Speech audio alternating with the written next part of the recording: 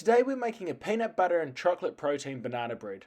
This makes 10 servings, with each slice containing 10 grams of protein, 14 grams of carbs and 150 calories. This is a super easy recipe which can be prepped in under 10 minutes. I've added the recipe ingredients below, so let's get into it. Let's start by grabbing a large mixing bowl.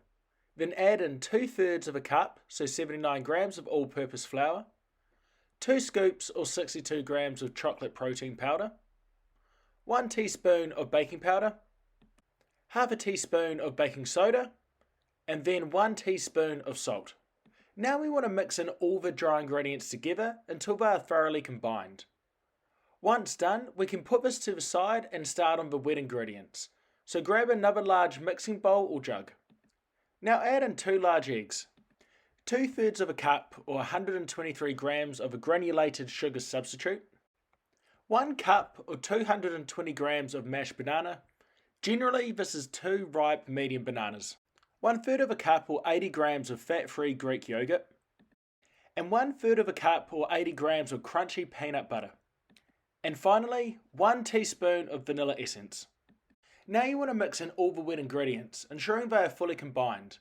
Once done, we want to bring back the dry ingredients and add in the wet mixture. Once added, we want to mix in together the wet and dry ingredients. We want to have these fully combined, noting that there'll still be clumps of the mixture. However, what we're aiming for is consistency in the mixture, and no dry ingredients left visible. So once combined, we can put this to the side. Now let's get the baking pan ready. The recipe calls for a 13x9, however I use an 11x7 here, which works fine. So rub oil on the inside of the pan, then line it with a sheet of non-stick baking paper. Once prepped, we want to add the mixture into the baking pan so it's evenly spread out. And the mixture itself should be fairly solid, however it might be a bit runny, and if it is, don't worry. And lastly, what we want to do is create the peanut swirl on the top, to make it look awesome. So in a side bowl, mix in 2 dollops of peanut butter with a little bit of oil. This is so it can get runny and consistent.